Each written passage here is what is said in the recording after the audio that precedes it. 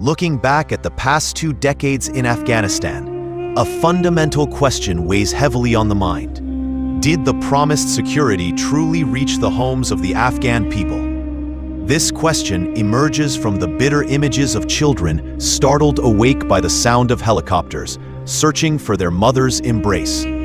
20 years of a nation's life were intertwined with the sound of boots, the clamor of military operations, and repeated promises of peace and reconstruction. Yet, what ultimately remained was often a heavy silence.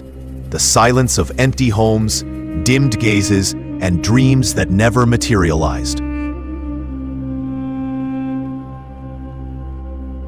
In 2001, foreign forces, led by the United States, entered Afghanistan with the aim of countering terrorism. At that time, many hopes blossomed in people's hearts.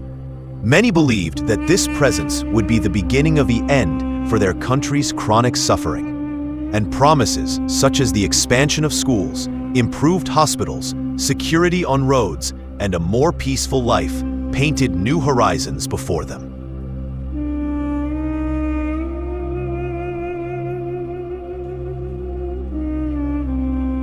The chasm between promise and reality, homes turned into fortifications.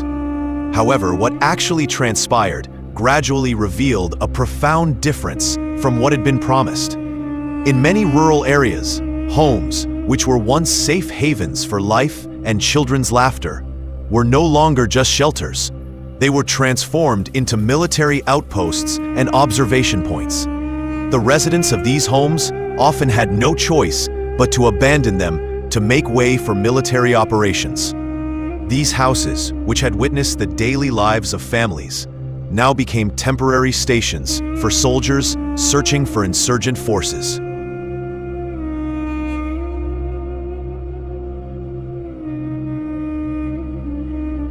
Furthermore, nighttime operations became one of the bitter and recurrent experiences for the people.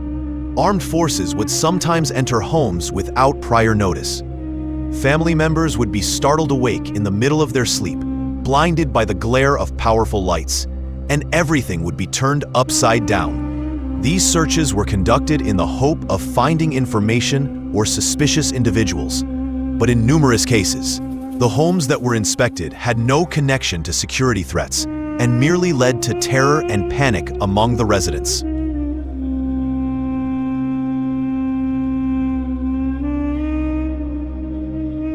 The daily routine of fear and helplessness, the human cost of insecurity. For people whose only wish was a peaceful life, repeated body searches, repetitive questioning, and suspicious glances became an inseparable part of their daily existence. Many young men were detained merely due to suspicion or even similar names. Although some of them were released after a few days, the bitter memory of that detention never faded from their minds. And a deep sense of helplessness had settled in their hearts. In mountainous and remote areas, the situation was even more difficult. Sometimes, military operations led to collateral damage to civilians.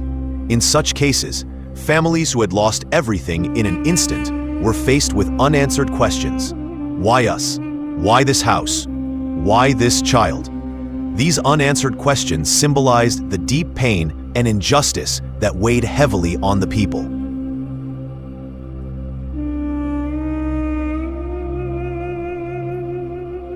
Resilience, emotional scars, and the identity of a new generation. Despite all this bitterness and suffering, the people of Afghanistan continued to resist adversity. Mothers, despite fear and insecurity, sent their children to school.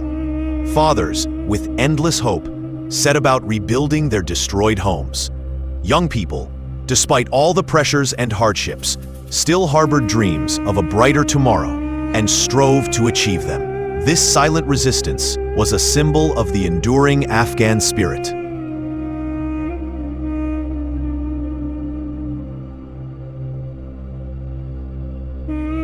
With the withdrawal of foreign forces in 2021, many people breathed a sigh of relief, and a heavy burden was lifted from their shoulders.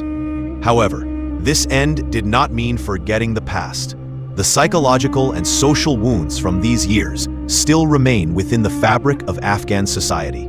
For the new generation of Afghanistan, this experience is not just a part of history, but it has shaped a part of their identity, a bitter yet living narrative etched deep within their being. Now, as we look back, not to judge, but for deep understanding and empathy, we must ask, how can new hope be built from years of instability and suffering? How can lost trust be restored and a future be built where Afghan children can grow up without the fear of helicopter sounds or explosions?